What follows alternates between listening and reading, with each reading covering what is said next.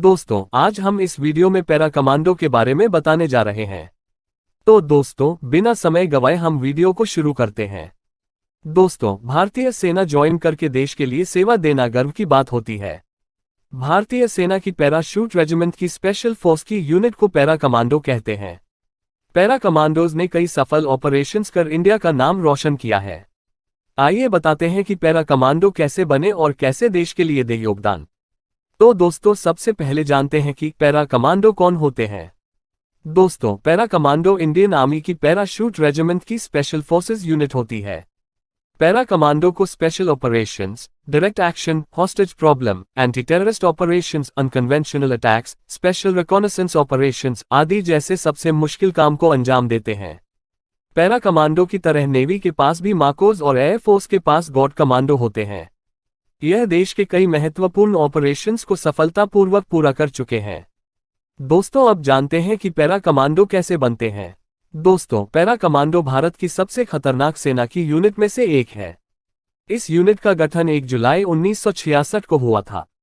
इनका मुख्य उद्देश्य केवल देश में आंतरिक रूप से तथा बाहर से हमले करने वाले आतंकवादियों से देश को सुरक्षा प्रदान करना है। पैरा कमांडो एक ऐसी ही सेना की टुकड़ी है जो पैराशूट लेकर चलती है।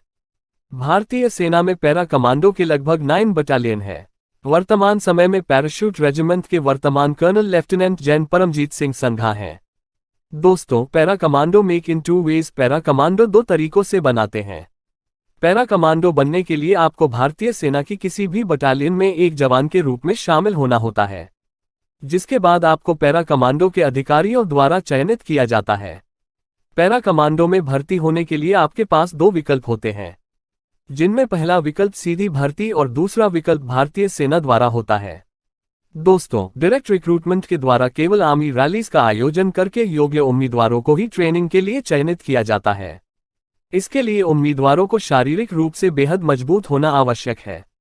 जबकि भारतीय आर्मी में जवान के पद पर रहते हुए पैरा कमांडो में ज्वाइन होने के लिए उम्मीदवार को पहले अपने रेजिमेंट के कमांडर से एक लेटर ऑफ रिकमेंडेशन लिखवाना होता है, जिसके बाद आप पैरा कमांडो के लिए चयनित किए जा सकते हैं।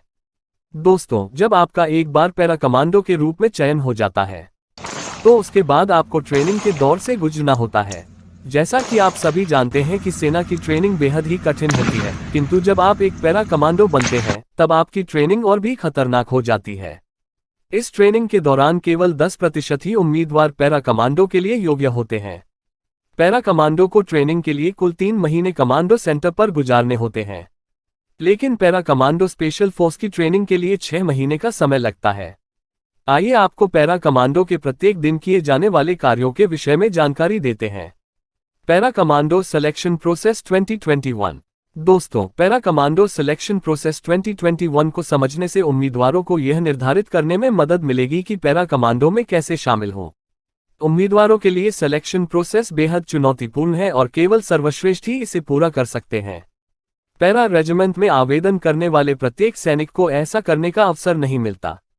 पैरा कमांडो सिलेक्शन प्रोसेस को प्रेरित सैनिकों की भर्ती के लिए डिजाइन किया गया है जो स्वयं सेवा करते हैं। सिलेक्शन प्रोसेस के लिए सभी pre test recruitment training course या PRTC के अधिकारियों के बोर्ड द्वारा एआरओ स्थान पर आयोजित किए जाते हैं। दोस्तों, पैरा कमांडो चयन प्रक्रिया 2021